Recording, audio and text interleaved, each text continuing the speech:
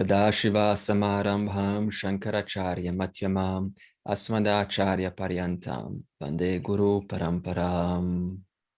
Transitioning out of verse 7 to 11, which was about Jnanam, the 20 values. We're now entering and have entered since last week into verse 12 to 18, whose subject matter is Jneyam. Jneyam is that which is to be known by me. When I say me, I'm saying me because that's what the verse is saying. So the reader gets curious. What is that to be known by me? The answer is Brahman, or self. So before we talk about what is Brahman, like with anything, to remove the error of the mind inserting its own notions, we first remove the possible assumptions. That's why we say, what is Brahman not? For example, hey, mommy, daddy, what's the purpose of life? The purpose of life is to have harmony in life. Good. So I'm going to have harmony with my girlfriend and boyfriend. Excellent. Thank you. So then you first say, what do I not mean by that? So what is Brahman not? And last week we started and we said Brahman is not Sat, has two general identifications or markers to know what is Sat. Firstly is anything that is manifest. Absolutely anything that is manifest. That means it is created either out of the 5 elements, that means the Vedic model, or you can use a scientific model out of the periodic table of elements, or you can say it's made out of atoms, or if you want to go into quantum unified theory or quantum physics, you can say even waves, it doesn't matter. It is still a manifestation of some form. So there's not one thing you can see under a microscope or a telescope or any scope for that matter that is not under this category of manifest, because it is being perceived, or whether it's being inferred, it is still, number 2 definition of Sat, object of knowledge. In other words, anything known as an object of knowledge. Because if we stick with category number 1, it is impersonal. Okay, so anything manifest is Sat. But the moment you make it personal, you say it is an object of knowledge made in the mind. In other words, anything that is cognized by what? By the very mind that's postulating or thinking or observing that phenomena. So whatever is cognized by the mind and it's thus recognized to be that is category number 2. For example, you point towards a mango. In my mind, I cognized a manifestation of mango and it's made to be an object of knowledge in my mind. So category 2, in other words, anything that is heard, anything that is felt, anything that is seen, anything that is tasted, anything that is smelt is category number 2. The summary of both number 1 and number 2 categories of Sat is any isolated. Why do I say isolated? Because it's an individual, any isolated time-bound experience identified to exist. Any isolated, that means it's an individual object of knowledge. It's also time-bound. That means it's undergoing a change. That means it's only here for the moment, for the time being, considering the variables have made it sustainable to be here. It is also an object of knowledge identified to exist. It exists. So again, this is an individual object of knowledge. We're not talking about the total Sat of everything in the entire of all that is, because that is Sat Chit Ananda. That's part of Sat Chit. But this is Sat individual object, like Sat apple, Sat pencil that Lorena's writing with, Sat blouse, Sat hair, Sat painting, right? So anything Sat thought, Sat doubt. Oh, now there's a doubt about what you're saying. What is Sat? That Sat is also a manifest thought, because that thought is an object of knowledge, known. I don't know what you're talking about. Put that into brackets, that is also Sat, because that's another object of knowledge known. I'm impatient, go on. I think I know what you're talking about. Put that around brackets, that is also another object of knowledge known. That's both manifest and object of knowledge. So Brahman is not Sat. Brahman is also not Asat. So what is Asat? Anything that exists, however, isn't yet manifested. It does exist, all right, but it's not here, it's not right now available to me, because it is in a causal or potential state. That means, where's the tree? Well, it's inside the acorn seed. Well, yes, it is there, but it's not there. Well, it is there because it's for the time being, put it into time, give it some time, give it some water, and then you will see the tree. Therefore, there is a tree, but it's in potential. Or buildup of a galaxy. What is that? Gases coming together, condensation, tighter and tighter, squeezing together at the center point of gravity. And therefore, the compression is happening. And so the gravity starts to build. So that galaxy that is yet to be built is Asat. In fact, you cannot think of anything that is not being built right now. It's not like a galaxy is an idea, right? It's not like an idea out there. Right now, there are gases already being pulled together into a central point of gravity that are slowly building a new galaxy, right? Different gases. Therefore, galaxy that is yet to be built is Asat. High tide, full moon, new moon, causes of high tide. The high tide may not be true now, but it will be when the variables environmental are correct. How about puberty? Everyone goes through puberty at some point. That was in potential when you were 5 or 6. Once puberty hit 13, right? So maybe 10 potential, and the next day suddenly it's out of potential, and you go, oh, what's this stuff growing out, and so on. So now the potential has surprised you, right? But it was there hiding, waiting for you. Fruits of our past deeds. So whatever we're experiencing today, that is a result, a consequence of our deeds yesterday. So what is to happen tomorrow? Where is it right now? Is it Sat or Asat? Asat. Asat, because it is in potential, right? In other words, we are yet to be surprised about what's going to happen. So fasten your seatbelts, right? When you're not speaking, right? When you're silent, where's your English language? Is it Sat or Asat? It is Asat. It is in potential. The moment someone pricks you, go, ow, stop it. Therefore, the English comes out of potential and manifests and turns into Sat, manifest. Where's your dancing knowledge when you're driving a car? Unless you turn on the music, right? And where's your car knowledge when you're dancing? So in other words, they change from Sat to Asat depending upon our free will, upon our activation of a particular variable. Category 2 is it's completely non-existing. I know that I don't know how to speak Greek. So the Greek is completely non-existing in this head. Hopefully not for long, because I also want to learn Greek, right? So what language do you not know? Do you know that you don't know? Absolutely. In other words, I know that I don't know. I know that there is absence of something that totally doesn't exist in this mind. I know that square circle is not. So whatever is not, Greek knowledge is not. Square circle is not. That is category number 2. To recap, any reality known to be absent, to not be here right now, that is Asat, is not. Having spoken what Brahman is not, we ask the question, what is Brahman? Brahman is that because of which both is Sat and is not Asat are evident, are known, identified, recognized to be so. It is not. It is so indeed. It is so. It is not. It is so. It is so. Always known, always identified, always recognized to be so, whether it is Sat or Asat. Simple logic. In fact, this was a question from last week, right? The homework was, why is Brahman not Sat and why is Brahman not Asat? Okay.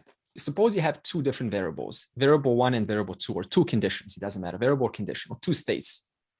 How do you identify the 2 states? Or how do the 2 states get identified? You need a third state independent of the first 2. In other words, if the third state, if the third principle, let's not call it a third state, but the third principle was conditioned by state 1, then the third principle could not talk or tell about condition 2. If the third principle was conditioned by condition 2, then third principle could not know about condition 1. In other words, to know about the 2, you need a third independent of the conditions of both. For example, a mediator. Suppose there are 2 people are in a conflict and they're both in one condition and the other person is in both conditions. This is called technically a disagreement. Now, what do? They go to a mediator, the one that is independent of the opinions of both person 1 and person 2. Only then can a mediator can recognize the root cause of the conflict prevalent within the opinions or the ratio, the dynamic of those 2 individuals. Is this clear? The judge or mediator or counselor, it doesn't really matter. So we are now in verse 12. Continuing verse 12, from now on. That was the revision. Why is Brahman not Asat? What is Asat? Unmanifest, or a cause. It is yet to manifest. Because it's easy to say, okay, Brahman is not Asat. Give me one reason. Besides the common logic that we just used, that in order to know the two, you have to be other than the two to identify the two distinctly. Brahman is unchanged, has no beginning, no end. And if the others are the seed of potential, then it can change. Right. If it's in potential, it can change. Good logic. Yeah, this is also similar what Nagesh actually was brilliantly telling us last week. Brahman is without qualities, whereas the other two is causal and manifest, so it's still got qualities. What you told me is correct. However, you have to know this. You have to heard about this before in order to tell me this. How would you demonstrate that Brahman is not Asat with a little bit less knowledge? Say deep sleep, for example. It's like a causal state, but you're still conscious. There's no qualities. When you go about your day-to-day activities, you're actually aware of what we're talking about. Yeah, absolutely. Like it's an experience. You know that I know that I don't know how to speak Greek. Yeah, good. I know that. No. Good. In other words, you're lighting up the non-existing. You're lighting up the Asat. Yeah, so it's always available in your day-to-day experiences. So again, any cause is in potential. It means that it is not right here, right now. But Brahman, the existence, is always here right now. Because if Brahman was asleep, then this wouldn't be taking place right now, because Brahman means existence. But it's clear that there is existence. We're having a conversation now. We're absolutely sure that we exist. There's no doubt about that. So if Brahman was in potential, then this simply will not be going on. There will be no one to say anything, nobody to listen, nobody to hear anything, nobody to think. That's the first one. For example, take a seed, right? What's inside a seed? Oil. So in order to extract the oil from the seed, you need a third party intervening process to extract that. But Brahman doesn't need anyone to, like some other Brahman number two, to kind of, hey, come sustain this world, please. Sustain this. Let me just remind you. So Brahman doesn't need any of that. Or even take, you got milk and a butter in the milk, right? Still, you need a third party intervening factor to extract that butter from the milk. So in other words, someone needs to come in and then therefore extract that, wake up that unmanifest and go, here's butter. But Brahman does not need that, because existence is always true right now, right now, right now, right now. Reason two is that the absence of existence is a known fact. I know that I don't know. If we say Brahman is Sat as well as Asat, that also seems to be true. Yes, good. So Mina is now bringing another interesting topic. Absolutely. So I'm first negating from a standpoint of individual objects. Then later on, I will say, actually, Brahman is both Sat and Asat, because everything is a modification of existence. So that's coming, Mina. Okay. So in other words, we always go systematically, and then later on we build up, and that's how the vision takes place. Let's move on to why is Brahman not Sat? Sat, again, is an effect or anything that is manifest right now. For example, you're looking at your screen, that is Sat. Madhu's got her, hands crossed, her hands are Sat, they're manifest, her smile is now manifest. So all of this is now manifest, right? Why is Brahman not Sat? Now remember, I'm not talking about Sat, total existence. I'm talking about individual existence. Like in existence, you can say, lamp existence, bottle existence, wall existence, right? So these are all time-bound objects. So why is Brahman not Sat, in your own words? In order to be Sat, it would have been Asat before. Brahman is not Sat because Sat is an object in existence, and all objects come and go, and yet Sat is unchanging, eternal. When she said Sat is unchanging, eternal, she's talking about the Sat Chit Ananda. In other words, the total existence of all that is.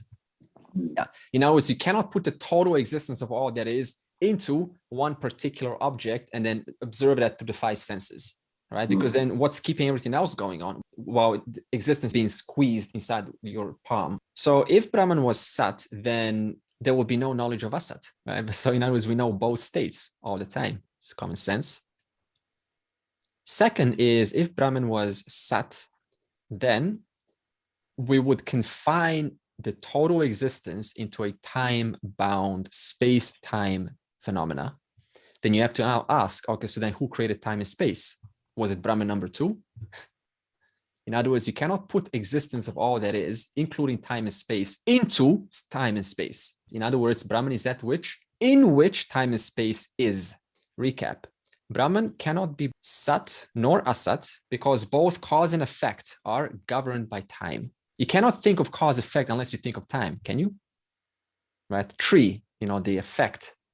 The effect is only because of the tree that was growing at some point in the past.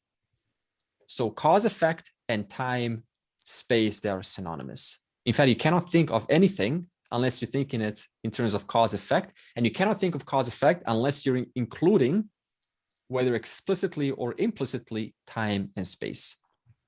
Therefore, Brahman cannot be either, because if it was one or the other, you will be putting existence into time and space. Since when did existence start? Right? So in other words, you go into an infinite regression. Okay, so then what existence was there in which this existence started? And then who created that existence? And then what time would that existence start?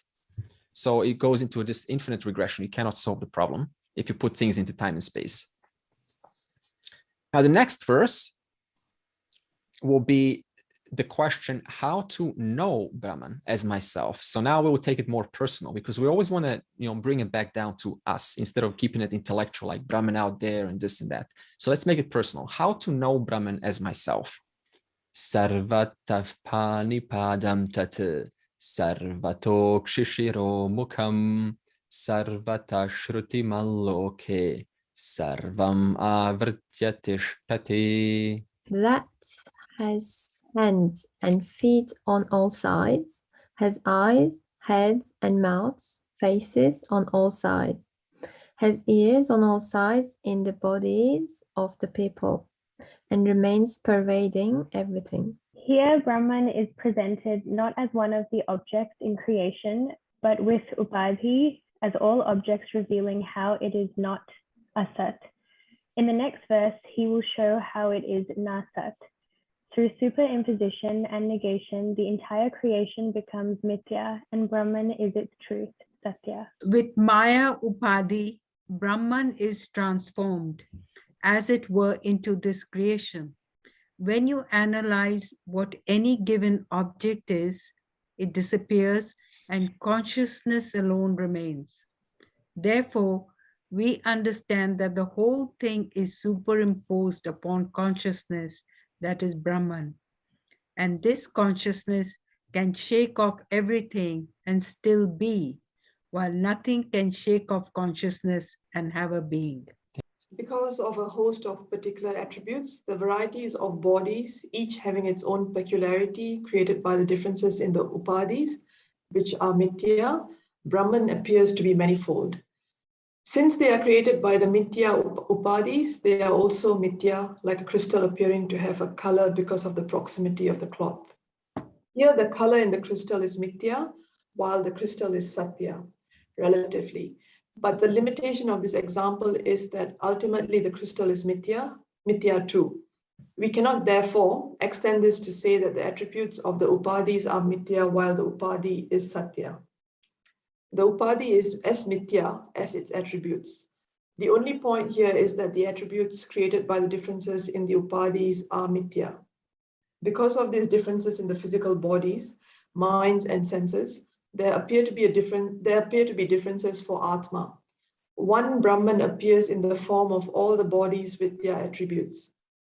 This Brahman is the reality of the Kshetra, consisting of the body, mind, and the senses, which has already been proved as mithya. The physical body is reduced to cells and the cells to DNA. You can keep going until you arrive at pure existence, which cannot be reduced. That alone is Satya, everything else is mithya. Once you understand that these various attributes are mithya, you are negating the mithya and appreciating the Satya. And then what is mithya is also Brahman. Yeah, this is what Meena was bringing up. So see, we're getting there. So verse 13 is showing us that Brahman is the final substance of everything. And this final substance is what the lovely fellas in various forms of science, in fact, in all forms of science, are still trying to figure out with zest. It's an endless pursuit. The Vedas already have the answer. So science has one area of speciality, Vedas has another area of speciality. In fact, to know Brahman, you need such a subtle mind that even in the scientific fields, Brahman or consciousness is turned into an object, into a sat, as we just described, trying to objectify it, trying to find it, trying to quantify it, talk about it. So in other words, we need a different means or different approach how to know Brahman. And this is where the Vedas come in. So again, what does Brahman mean? It means existence awareness or existence consciousness. So awareness and consciousness, remember I spoke last week, consciousness is two. Consciousness number one, state of mind. Consciousness number two is the witness because of which the number one is verified or identified or recognized. So existence awareness or existence consciousness. You can use whichever of those two words, consciousness or awareness, that you prefer. In other words, Sat Chit. So the question is, how do you demonstrate that the final substance, which is Sat Chit, called Brahman, is the final substance of all that is? And we do this by analyzing the nature of objects. To do this, we have a certain model, and we'll call this the adjective noun model. For example, fat man, tall tree. So in this case, the adjective fat or tall reveals the property of the tree or the man, right? It reveals the characteristic of the man or the tree.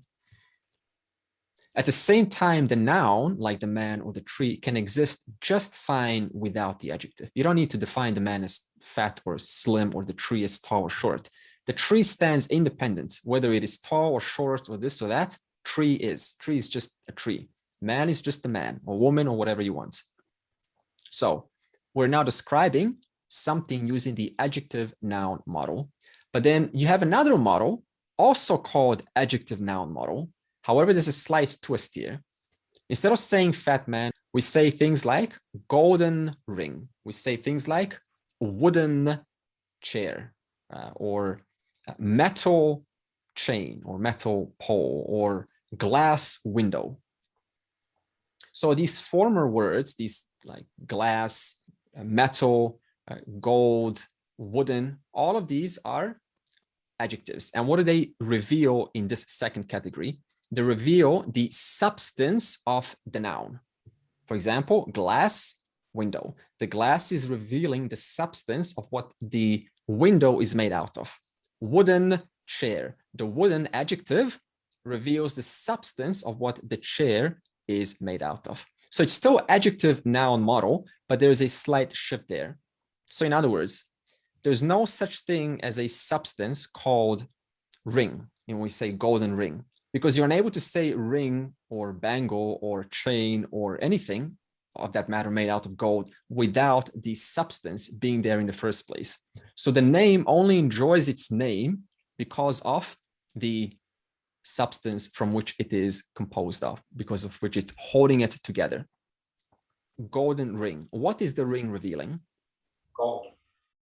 The ring is actually revealing the gold. In other words, in the presence of gold, the shape which looks like a ring, thus we call it a ring. In the presence of gold, which looks like a ring, we thus call it a ring. Right? So in other words, all that has happened is the substance has taken on a certain shape, a certain size, which gives a representation of what we then call a ring. Therefore, in category number 2, the adjective noun model, the adjective reveals the substance and the noun reveals the property. Whereas in category number 1, adjective reveals the property and the noun reveals the substance. Let's now apply this to the whole entire existence. When we experience the world, we call the world or our experience by different names. We look up and something looks like a sun, we say sun. We feel the warmth. In order to describe that, we say warmth. We feel the cold on our skin, shivers, and we say, oh, shivering. So anything witnessed, anything experienced, we go by defining it with a name because it has a distinct flavor, distinct experience, distinct attribute about itself. Warmth attribute is very different from cold attribute. It is still an attribute, all right, but there's a difference about it. And therefore, to identify these differences, we then attribute different names to talk about the experience that we're having. Sun, cloud, tree, glasses, pot, whatever it is. What's common in all of them? It is unspoken, but what is common in all of them? No matter how long you keep on going with these words. They're all is. Yeah, they're all, in other words, cloud is, sun is, tree is, leaf is, bird is, kookaburra is, worm is, cockroach is, mosquito is, or mosquitoes are, if you're in a forest. So in other words, they're all enjoying this one common unifying existence of isness. Whether you say is or is not, it doesn't really matter, but there is still that isness, because only in the presence of existence can you say tree. Tree is just waiting there. Tree is. Right? Tree is gone. Tree is not. So the tree has gone from sat to asat. So what you're actually saying is existence tree, existent man, existent woman, existent sun, existent Zoom, existent internet, existent emotion, existent doubt, existent fill in the blanks. Existent, what do you mean? Existent. Existent, go on, I get the point. Existent, so on. In other words, what is the adjective here? Existent, existent, existent, existent. And what is the noun? Man, woman, this, that. So this is still using the adjective noun model. And it's describing, it's showing us that this is the one common substance in all of the words, in all of the names that we mention to describe absolutely anything in this world. Neutrino is, dark matter is, vacuum is, space is. Now, what's the common assumption if we don't show us this, if we don't go through this teaching? We say the thing is a substance. And the adjective is just there as a little helper, you know, like tree. Tree is a substance, tree exists. Never mind about the existence, the tree is important. But what's the actual matter? In the presence of existence, tree enjoys its glory.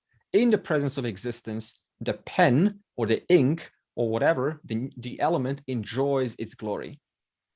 If we don't analyze this, then we say, chair is. We still say the same phrase, chair is, but what are we actually saying? We're saying the chair is enjoying its own individual reality. We don't even go beyond that. Cloud is, you know, it's just a cloud. But if you bring this teaching, in the presence of existence, cloud is. When the cloud is gone, what still remains? Is. Because the is there ready to give way to another cloud, which then enjoys its glory only because of the isness. So the isness stays in and through every single path of the way. Every single second, the isness is there. And in the presence of this isness, the form or the modification of existence or isness comes. Now, this modification, what modifies existence into a form like a tree, like a cloud, this is what we call Maya, which we will talk a little bit later. So the conclusion is the isness or the existence of an object is Sat. And this Sat that I'm talking about is this Sat Chit Ananda, this constant, ever-present existence that is there available all the time, never not available to give way to some modification to appear in existence. In other words, the modification of existence is only owing to its glory to existence. In the presence of existence, this modification or this appearance or this form appears, and therefore we call it is. So whenever we say is, what are we actually saying? Existent, existent, Brahman, Brahman tree, Brahman bird, Brahman cloud, Brahman space, Brahman this, that, Brahman DNA, Brahman ACGU base, amino acid Brahman.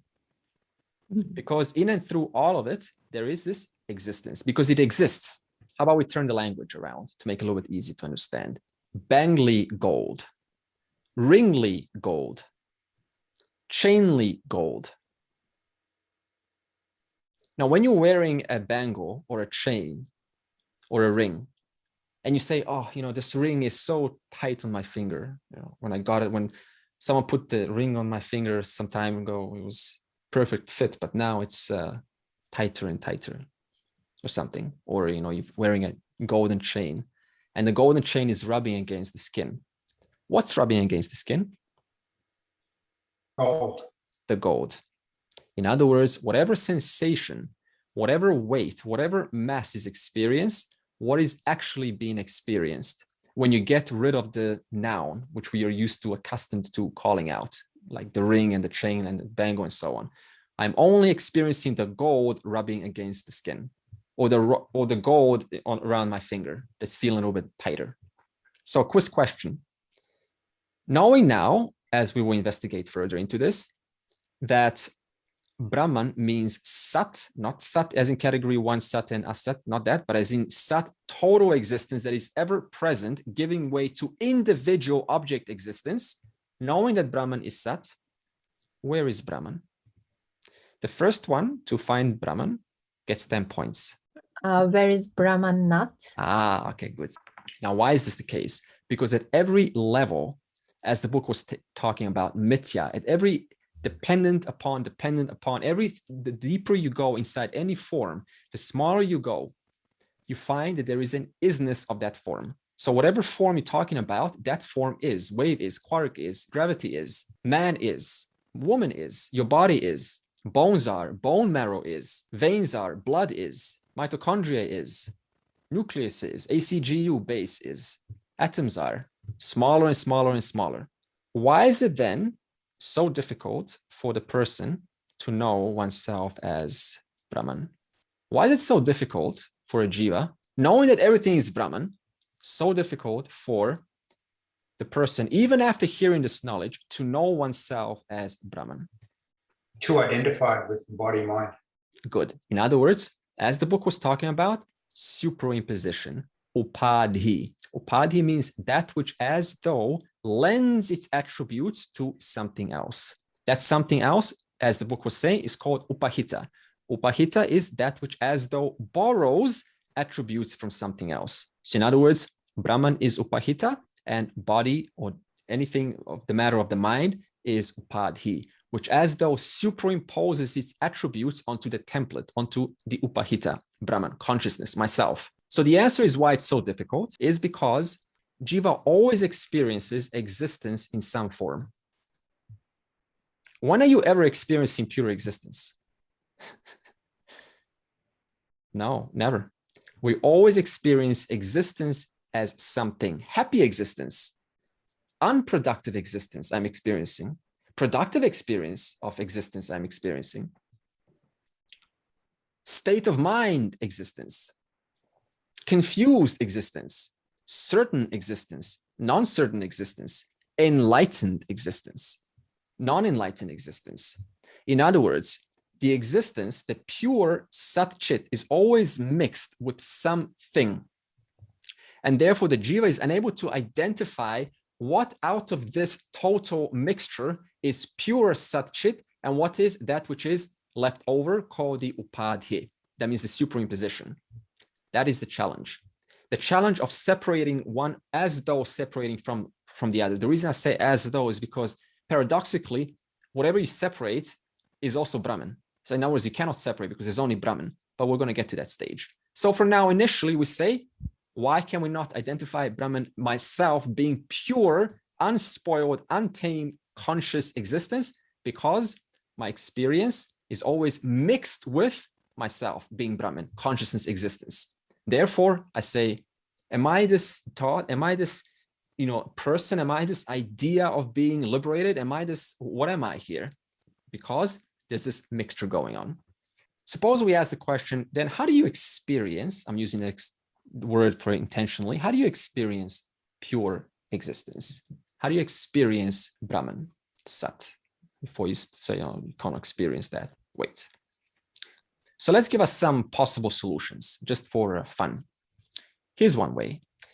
Simply get rid of the upadhi. Upadhi in this case is names and forms. How do you do that? Well, to get rid of names and forms, you have to do what? get rid of your sense organs, because it's your sense organs that pick up names and forms. You close your eyes, there's no more visuals. Close the ears, there's no more sounds. So just get rid of your 5 sense organs. Now, how do you do that? We have to die.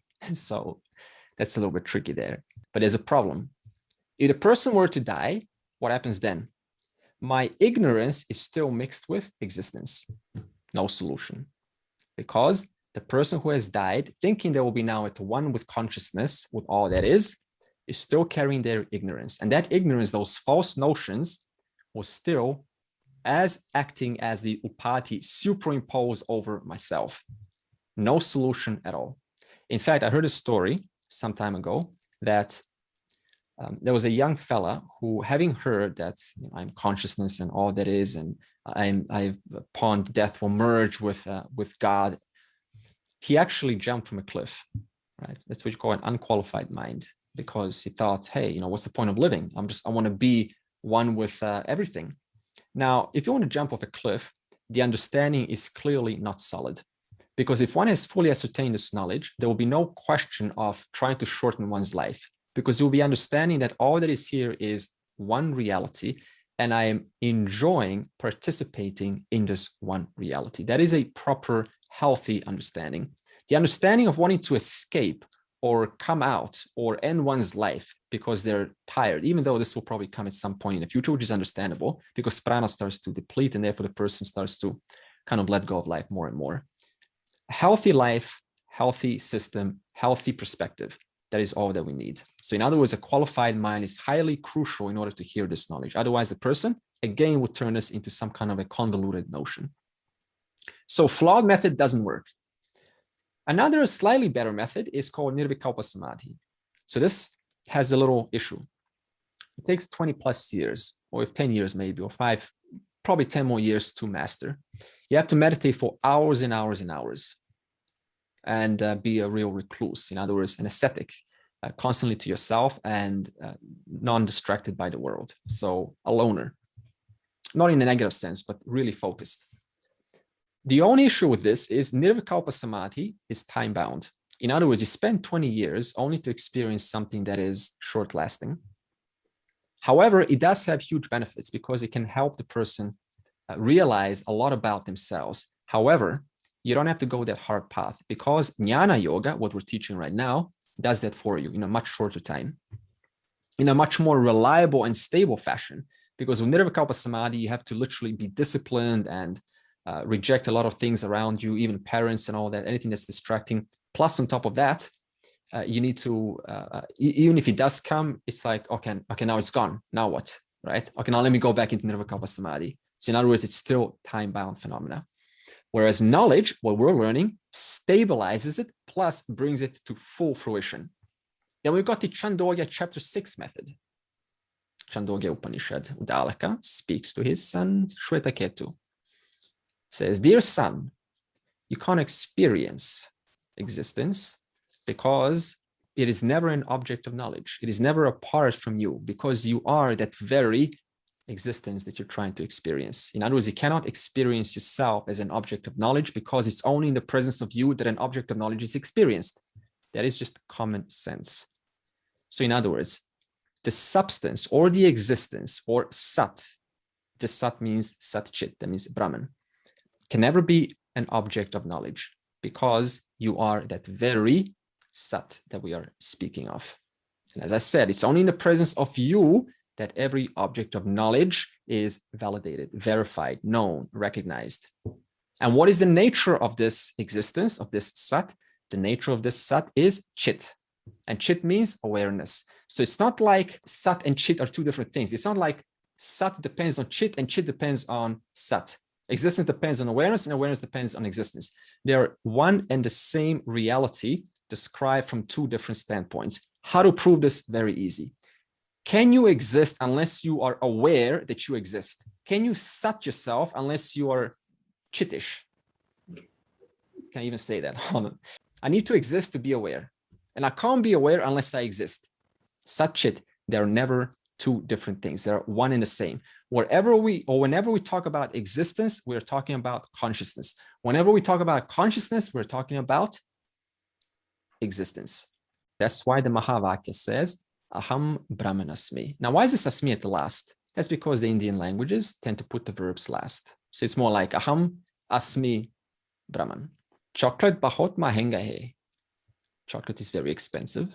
More like chocolate very expensive is. Now, to help clarify this principle of you or I being the very substance, the very substratum of this universe, the Upanishads employ a method called the dream example. I said before, Shravana involves putting aside what you heard before, because I know I used the dream example. Just listen to it from fresh ears. While dreaming, we see variety of objects, variety of things and colors and shapes. And this dream that we're having is capable of inducing genuine emotions, right? Genuine fear. You wake up and you actually cry because the dream was so convincing and it carries over into your waking state, right? So that's how convincing a dream can be. You know, because even in the waking state, we talk about how a dream is just a dream. But when you're in the dream, there is no talking about dream is a dream. You are so, into it, right? That is it. That is the total reality. That's how it is. So the reality of the dream has incredible power to persuade one, to convince one that what I'm experiencing absolutely real. Now, suppose a dream guru comes with a dream shastra, and he says, fellow S, whatever you're experiencing, whatever you're talking about and debating about, you are the very truth of everything around you. Everything that is here being sustained, existent, that is because of you. The entire content is you. The intelligence is you. The wars that you're starting is you. COVID is you. That's a little bit harder to understand. Still, everything is you. So then upon waking, having heard this dream guru, you go, okay, so the entire story, great story, the greatest story ever told was taking place in me. I was only ever watching myself, hurting myself. I was ever only watching myself, complimenting myself. I was ever only watching myself, praising myself.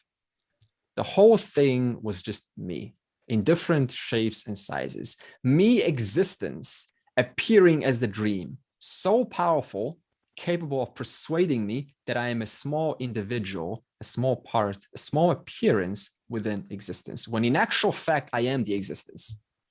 When we say waking from a standpoint of a Jivan Mukta, all we mean is the perception of this dream changes. The dream still continues because the power of the dream is still there. You can say the dream is fake, but the physics and the laws of the dream still has power over your mind and body. So the perception changes. No longer it's just, oh, it's a dream, let me survive in this dream. Let me get more for myself, less for you, or, like competition mode. None of that stuff anymore. But rather the person sees the beautiful interconnectedness that makes this dream and that sustains this dream right now, because it's all you. The whole thing is you. In other words, the intelligence, what we call Ishvara, the great intelligence that is sustaining all of this, that becomes extremely prevalent and becomes the center of one's life. And that's where worship, bhakti, comes into one's life, because it's the understanding that induces this love, induces this mode of worship and devotion and immersion into the Shastra, into the scriptures, into this knowledge. Because this knowledge only is reminding you, the total existence, that all that is here is you, the total existence, while you are experiencing yourself as a small, apparently small individual. Therefore, why would you go anywhere else when the Shastra is the very source of reminder that is talking about the real nature of who you are right now? Now, going back to the verse says, Avritya sarva loke. So this existence that we're talking about, it pervades in and through this entire loka, all loka, loka in the loka, it's all worlds. In other words, you cannot think of anything, no matter what world you go to, if you want to talk about going to different worlds, it is still nothing but a modification of this one existence. So now where's the fascination of going somewhere else, traveling to different heavens and Brahma Loka? What's the point? Because it's nothing but existence appearing as a higher form of reality, but it's still existence, the Sat Chit that you are right now, right here already. For example, suppose we are physically present, and then I say, hey, what's standing between you and I? not as in, something going on, but what's now between you and I? And you say, nothing. Well, nothing is vacuum. Vacuum is distance. Distance is concept of distance is. So no matter what you say, what you think of in any kind of world, in any kind of combination, it still enjoys that same existence, the isness. And then the verse continues and it says, it pervades what? Mukham, face, Shrutimat, Pani Padam. In other words, this one existence pervades all faces. So your face right now, pervaded right now, existence. Heads, mouths, ears, Shrutimat, hands and feet. In other words, you cannot think of anything about your body right now that is not already pervaded by this one existence. And not only pervaded, but that is existence, appearing as the mouths, the hands, the ears, the feet, and so on. For example, let's take Shruti Mat, the ears. So whatever enters your ears is also existence in that form. For example, kukubara chirping, right? Kuku, kuku, kuku. Kuku, kuku, kuku is. In other words, kuku, kuku is entering in, kuku, they also say kuku, like kuku person, crazy. But in this case, it's kukubara. Entering your ears, and it's modified, existence modified into a sound. So what are you only hearing? You are hearing a kukubara, but what are you actually hearing? You're actually hearing Brahman. You're actually hearing Brahman in the form of kukubara. What other pleasant sounds can we imagine? Cow? Okay, so some pleasant sound enters your ears. You go, so pleasant, right? Or maybe the waterfall is falling in, the soothing sounds, and you go, oh, great waterfall. It is waterfall, but more than that, that waterfall is existence. Existence appearing as the waterfall. Now, verse 14 will clear the contradiction. How is Brahman everything, yet remains free of everything? Sarvendriya guna bhasam, sarvendriya vivarjitam, asaktam sarvabrchaiva, nirgunam guna bhoktarcha. It is manifest through the functions of all organs, yet it is free from all organs. It sustains everything, yet it is unattached. It is the experiencer of the gunas, yet it is free from the gunas. That Yenam Brahma appears as one with attributes of organs, is free from all the organs, is unattached, is the sustainer of all, is free from the three qualities, and is the experiencer of the three qualities. Where is Brahman? In every expression of the eyes, ears, etc., Brahman shines in that form. When you see, Brahman shines as the seeing function of the sense organ eyes. However, it is free of all of them. The difficulty now is, if Brahman is always expressed in these forms, if all these attributes are intrinsic to Brahman, and Atma is Brahman, I can never shake off seeing or hearing or talking. Therefore, Bhagavan says, free from all organs. It is free from all the senses, organs of action, and the mind. That is why they are called Upadhis. If a stone is naturally blue in color, then the blueness is not due to Upadhi, but suppose it is a crystal near a blue object, then that object is Upadhi, to the crystal accounting for its blue appearance. The attribute here is Upadhi. Brahman appears with the attributes of all the Indriyas, and at the same time free from all the Indriyas and their attributes. Though it is detached, it is attached to everything. Sarva cha eva, in that it sustains everything. Sarvam vivarti, like the rope sustains the snake, in the sense that without it, there is no snake. All mithya is dependent upon satya. When the mind is functioning, consciousness is present there. So it sustains the mind. It also sustains the senses and the whole creation, being the adhisthana, the basis for the entire creation. Everything has its being in Sadatma, because in everything that you know or do not know, there is the is cognition. First is established, and only then can anything else be established. That is self-established, and everything else is only an object of cognition dependent upon that existence. Shankara says that even an imagined thing like mirage water is not without basis. The snake that you see on the rope depends upon the rope. In that existence of the rope is the existence of the snake. Thus, because everything is sustained, there must be a sustaining factor. That is Brahman. Contradiction. Now, the problem that arises is that since Maya has its basis in Brahman, and since Maya consists of three gunas, then would not Brahman also have the three gunas? To negate this, he says, it is nirguna, without qualities. With the Maya, Brahman is the cause of creation, no doubt, but the Swarupa, pure nature of Brahman, is Satyam Jnanam Anantam. Maya, the modifying cause for the Mithya creation, is also Mithya, and thus Brahman remains free from all the gunas and is nirguna. This means that we need not wait for Brahman to become something else in order to know it. Even when we are enjoying any particular experience, that experience is also made out of Brahman. It is because of Brahman alone that the experience is possible. Its existence is because of Sat. The experience of it is Chit, and any pleasure that is there is Ananda. Elsewhere it is said. So let's first refine our definition of Brahman. We said Brahman is Sat Chit. Let's start with Chit. So Chit is consciousness. And then what is consciousness? Consciousness is, it's not a part, it's not a product, and it's not a property of matter or your body or your mind. You cannot look inside an atom or some section of existence and go, okay, I've pinpointed Brahman, because Brahman is a part, product, or property. Brahman is an independent reality of matter. Brahman pervades and enlivens matter in a sense that matter is inert. You need an enlivening principle, a conscious principle to make that matter move. So it's not like matter is static. If you look under, the most powerful instruments, everything's moving. The whole universe is in flux, like the wall. You see the wall static, but it's actually moving. You look at a plant, it seems static, but it's actually moving. If you put at least, if you record it for some time, they call it, what do they call it? When they take a shot every few minutes, every few hours. Time lapse.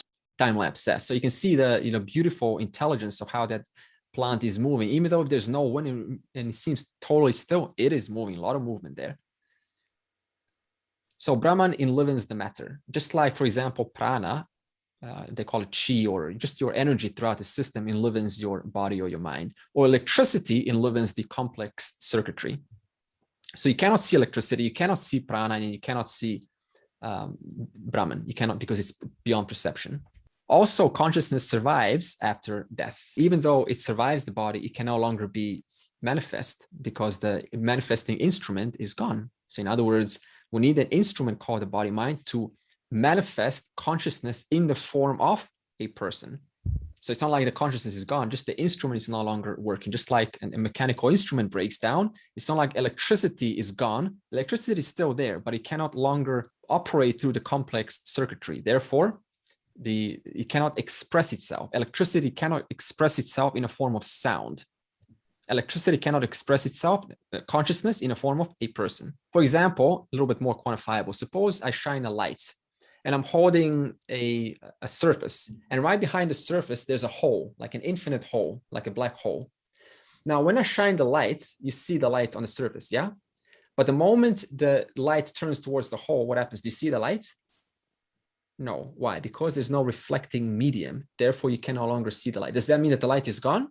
No, because the moment you bring back a reflecting medium, upadhi, superimposition, then the light immediately manifests itself again. So it's not like the light is gone. It's always there. It just needs a medium for light to be manifested in the form or through that medium. Now, sat. So what is existence? Exactly the same as consciousness, as I described earlier, just two words from a different angle.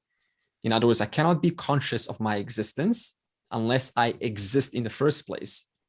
And I cannot exist unless I know that I exist, unless I am conscious that I exist. So again, there's no separation between existence and consciousness.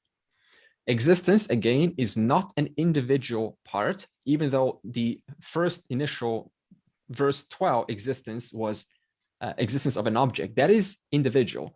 but we're talking now about the total existence. Total existence, such it is not an individual part, product, or property of the body.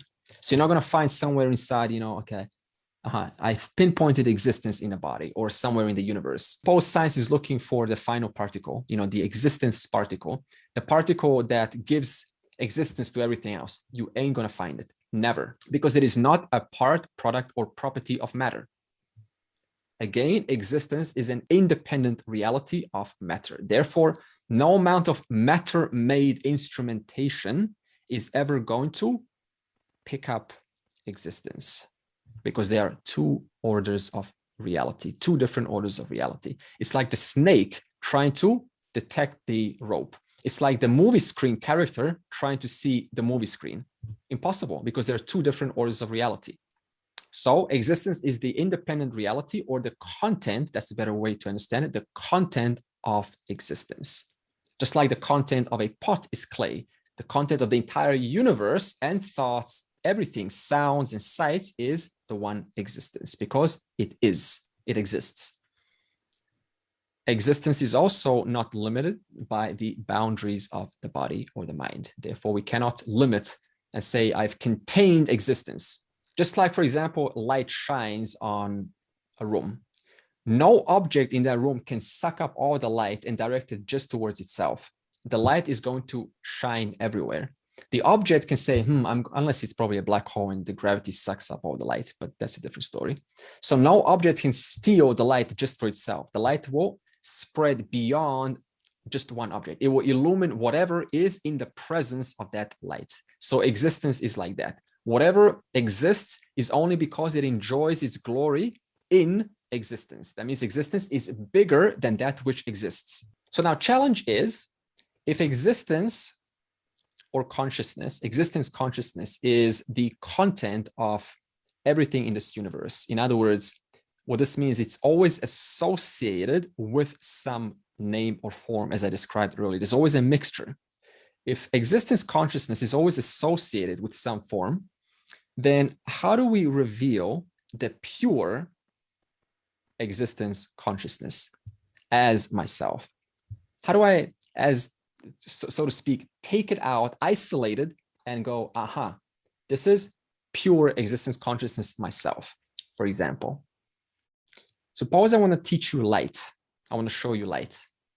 How do I do that when light is always associated with some object? So I can't teach you pure light, because I can only show you light in reference to an object. See, because you're seeing this hand, that's because of the light, but I can never reveal the pure light.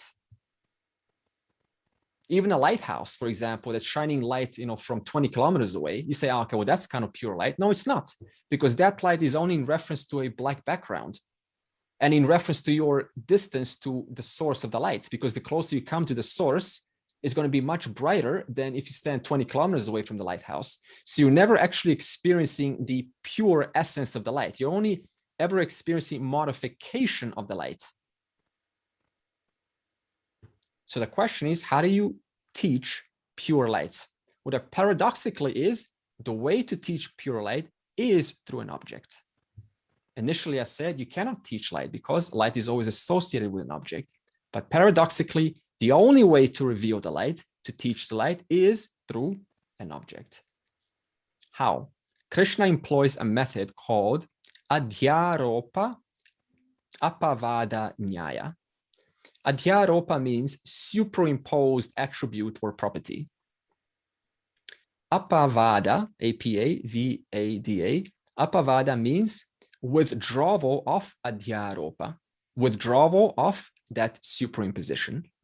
So Adhyaropa, superimposed attribute or property. Apavada is withdrawal of that Adhyaropa. And Nyaya just means logic. Nyaya, N-Y-A-N-A. So suppose I have a hand. The hand is Adhyaropa. And Apavada, withdrawing the hand, would be called, the hand would be Adhyaropa. Withdrawing the hand would be Apavada. Okay. So now let's take an experiment. Method 1. To teach you the light, what do I first have to do? I first have to show you the hand. Okay, so first I show you the hand. And then I say, what do you see? And then you say, hand. Don't say light. Then you say hand. Okay, and then I say, not only do you see the hand, but you also see that because of which the hand is seen. Okay, so talking about the light, yes. Now let's reverse that. Now let's go method 2. I show you the hand. I'll need a cloth for this. So I show you the hand, a little bit better in the back background where no light can be reflected. And then I guess so there's the hand, and then I withdraw the hand. And then I say, where the hand was, light is still there. Light is still shining. The formless light still is shining. Because the moment I bring back my hand, the hand is lit up. Why? Because the light is there all along. Light no more, light comes back. In other words, the light never went away. It only appeared to go away. Why? Because I pulled Upavada, I withdrew the Adhyaropa, the superimposition, but the light was never gone in the first place. In other words, the light was never gone. It only seemed like it owing to the absence of a what? Upadhi, or reflecting medium. So, summary. First, introduce the hand. That's called Adhyaropa. You introduce the superimposition. Then you introduce the light only after introducing the hand. Then you introduce the light, step 2. Then you remove the hand. That's called Apavada. And then you say, what is now still present? The pure light. Now, how? Do you see the pure light having withdrawn the hand? No. You understand the pure light how? Through an understanding. It's not like you go, oh, okay, so now you withdrew the hand, now I can see the light. Nothing's changed. You just understood in the presence of light, I can see. When it's gone, it seems like I no longer see the light, but that's only because the reflecting medium is gone. The moment the reflecting medium of some different nature comes, like a bottle or anything, or a piece of paper, the light is still there. In fact, we use this method all day long in our lives. For example, suppose I say to you, bring me water. And then you bring me a glass of water. And I say, I didn't ask for a glass of water. I asked for water. Why'd you bring me a glass? And you say, I think you're cuckoo, because I can only bring you water. I can only convey water using a medium, using a vessel, using a container. Once you have reached or gotten the water, then you simply withdraw that vessel and the water has been successfully transferred. The knowledge has been successfully transferred. So let's use this Adhyaropa, Apavada, Nyaya method in the aspect of how do you identify pure existence consciousness. So in this case, I don't want to teach you the light because the light is just still mithya. It's still part of a modification of total existence. So now I want to teach you Brahman. Show any object. Just like the first former example, show any object. What do you perceive? Doesn't matter. Could be holding anything. A bird, alive, obviously. Hamster. I withdraw. And I say, hand is. Taste is. Remove hand, what's still there? What still remains? Isness. Just like the former example, the light. Even though you don't see the modification of light in the form of a hand, the light's still there, ready to accommodate, to accustom the new object that is in the presence of light. Hand is, object is. So this isness remains in and through all. So again, summary. We first show the object, Adhyaropa. Then we dismiss the object, Apavada. And what remains? The isness. No matter what you show me, thought, emotion, memory, you remove that. What is still there? Waiting for a new object to come, the isness. Oh, okay, memory of 5 years ago is gone. Okay, what's still there? Isness. Okay, memory is gone. That's still a fact. The isness is still there. Now let's relate this to the verse. The verse says, Sarva Indriya Guna Abhasam.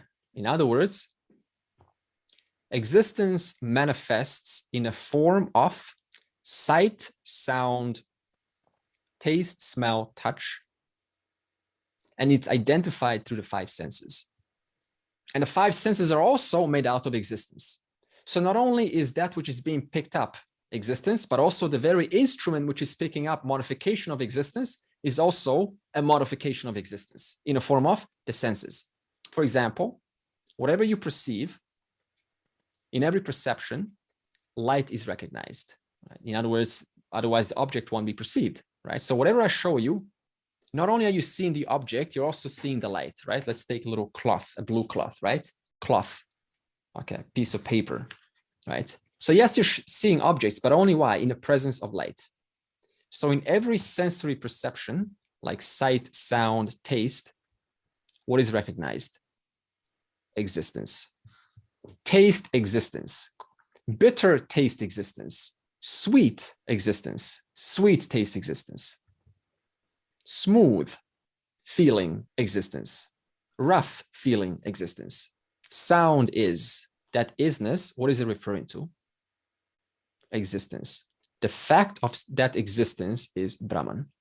Then Sarva Indriya Vivarjitam. Even though this existence is the substance of all forms, it is simultaneously free of all of the forms. For example, let's take light. Light illumines the hand. But is hand intrinsic to the light? No. If the hand was intrinsic to the light, then what would happen? The light that is lighting up your room right now, you would see hands all over. Wherever there is light, there would be hand. Andre's hand. You'll be like, get this hand out of my face, right? In other words, even though the light shines upon everything, whatever the light shines on, it never takes on the attributes on that which it shines. It always remains free, illumining that which it shines. Only in the glory of the light can that which is lit up be enjoyed to be existing. Without the existence, without the light to illuminate, it has no reality of its own. Sarva Brht Cha Eva. So existence accommodates or supports everything. So every object enjoys its existence because of Brahman. For example, gold lends its existence to what? Ring, chain, bangle. What else do they have nowadays? Gold.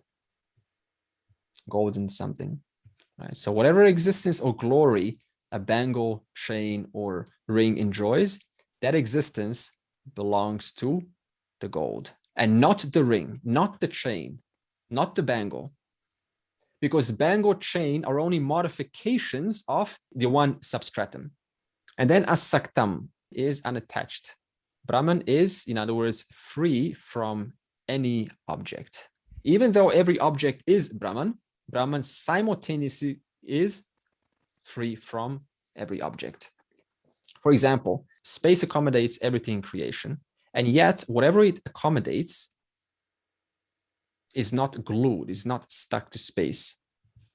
Otherwise, right now in your room, you would see, for example, something that is stuck to space because space is the same everywhere. So if something was stuck in space somewhere else, then we would just be surrounded with that object all around us. In other words, even though space is in and through everything, at the same time, space is free of that which it is in and through. Now, like this, Brahman is even free of space. How do we demonstrate this? How do we demonstrate that Brahman is even free from space? Because space is the subtlest of the subtlest, the final element. You cannot go smaller than space, at least from the standpoint of Upadhi or Mithya. How do you demonstrate that Brahman is space? Space is not aware, though. Space is not aware, yeah. Yeah, in other words, you have more space for a bigger room, or suddenly your room is more aware than a smaller room. So space is also, just like time is, another existence, modification of existence. Space is also absent in deep sleep. Therefore, space has the quality of change. Space also changes in dream state. Therefore, again, space has a quality of change. Finally, nirgunam guna bhoktarcha. So this guna bhoktar means existence is associated to all properties, with all attributes. So whatever property there is, existence is associated to that. And our experience proves it. We say property is. That isness represents the association to existence. Air is. It represents that air is associated to existence, or air is enjoying existence in a form of air. And then nirgunam, at the same time, no property is glued to Brahman. Again, we use the classic example. You've got the movie objects projected onto the movie screen. No amount of movie object or scenes of wetness or dryness or coldness or hotness can actually affect that movie screen. There are two different orders of reality. So in other words, as far as the screen is concerned, there is no character called liberated character or ignorant character. All of that is taking place as a projection. All of that is upadhi. Meaning what? That from a standpoint of Brahman, there's no Vedanta classes. This is not taking place. It's only taking place from a different order of reality that we call upadhi, a superimposition. No universe, no classes, no liberated individuals, no ignorant individuals, only Brahman. From a standpoint of Brahman, pure existence. And then in verse 15, we will expand on this and we will see how Brahman is neither this nor neither that. Yes, the paradox is Brahman is everything, but we also have to answer how Brahman is not this and not that. I've got a question, Andre, about the word experience. So if Brahman is in a different order of reality, why did, when we read that chapter, it talks about Brahman is the experiencer and the knower? I understand the idea that it's the knower, but I can't get my head around it being the experiencer. Yeah, experiencing in terms of in the presence of Brahman, there is an experience of modification of Brahman. Okay. In other words, power of Maya modifies the conscious existence chit, sat chit into an experience. That because of which the experience is known to be a modification of the total existence, that is what we say Brahman is the experiencer, the awareness. Yeah. From my understanding, if you put your attention or you shine on something, then that becomes real. When Brahman puts his attention onto something, that becomes real. In other words, if I look at a tree, it becomes real because of it's the light from the isness. No. Okay, so that is a Buddhist notion. I get that notion whereby things are only real in your mind and therefore you're creating your own world. No. In other words, it's real. It's called vyavaharika. Everything exists as it is. So it's only that we see a tree. Why? Because our periphery can only observe the tree right now. The tree is already existing there, whether you're looking at it or not. Right. So in other words, there's the order of reality called the vyavaharika, and that is the objective reality into which you are born. See, a baby doesn't need to imagine the world to be born into a world. The world is already waiting there to accommodate the baby.